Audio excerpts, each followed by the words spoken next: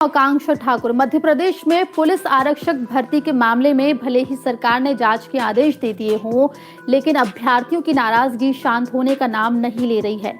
लगातार अभ्यर्थी सरकार के ऊपर सवाल खड़ा कर रहे हैं और अब इसी बीच मंदसौर की कविता ने इस पूरे मामले को कोर्ट लेके जाने का फैसला कर लिया है। 22 साल की कविता मंदसौर की रहने वाली है। कड़ी मेहनत से उन्होंने पुलिस आरक्षक भर्ती की परीक्षा दी थी। उसका रिजल्ट आया। रिजल्ट में उनको पहले क्वालिफाइड बताया गया, लेकिन जब अगले दिन कविता ने अपना रिजल्ट देखा तो उसे नॉट क्वालिफाइड बताया गया, जिसके बाद कविता ने फैसला लिया कि वो चुप नहीं बैठेगी और इस मामले को कोर्ट लेके जाएगी। आपको बता दें कि मंदसौर की 22 साल की कविता पुलिस आरक्षक भर्ती के लिए पिछले 3 साल से काफी मेहनत कर रही थी। 22 जनवरी को कविता ने बड़ी तैयारी और मेहनत से परीक्षा दी। 24 मार्च को उसका रिजल्ट ऑनलाइन आया, जिसमें उसे क्वालिफाइड बताया गया, लेकिन अगले दिन शाम को यानी कि 25 मार्च को जब कविता ने एक बार फिर अपना रिजल्ट देखा तो उसमें उसे नॉट क्वालिफाइड बताया गया।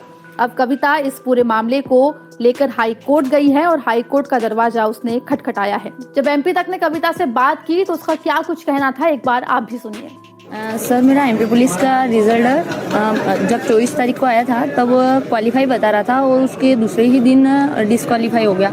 इसलिए मैं चाहती हूँ, मैं पीएबी के अगेंस्ट कंप्लेन करना चाहती हूँ और मुझे न्याय चाहिए, इसलिए मैं यहाँ तक आई हूँ। क्या रहा, किस दिन रिजल्ट आया था, कैसे क्या? सर, मेरा 24 मार्च को रिजल्ट आया था, उसमें क्वालिफाई बता दिया था मुझे और उसके दूसरे ही दिन मुझे पता चला किसी से कि रिजल्ट अपडेट हुआ है, तो मैंने एक बार फिर से चेक किया तो मेरा रिजल्ट नॉट क्वालिफाई आ रहा था।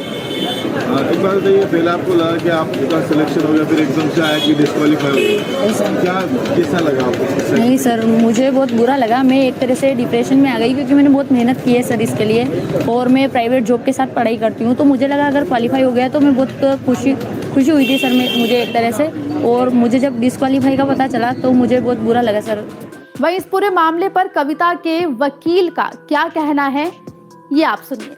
मध्य प्रदेश पुलिस की पिछले 3 साल से तैयारी कर रही थी ये, और मेरे साथ में रहती है और हम दोनों यहाँ पे प्राइवेट जॉब करते हैं।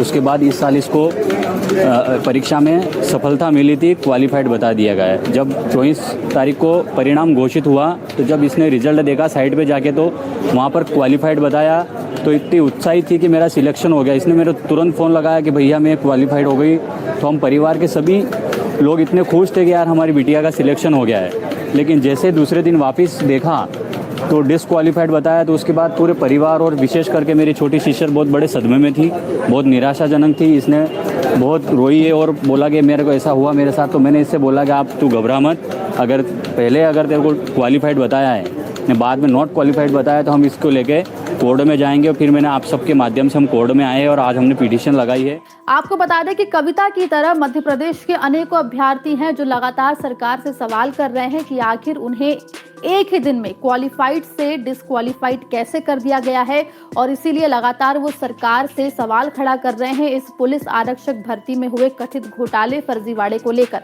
हालांकि मध्य प्रदेश के गृह मंत्री नरोत्तम मिश्रा ने इस पूरे मामले की जांच के आदेश दे दिए हैं, लेकिन फिर भी अभ्यर्थियों की नाराजगी कम नहीं हो रही है।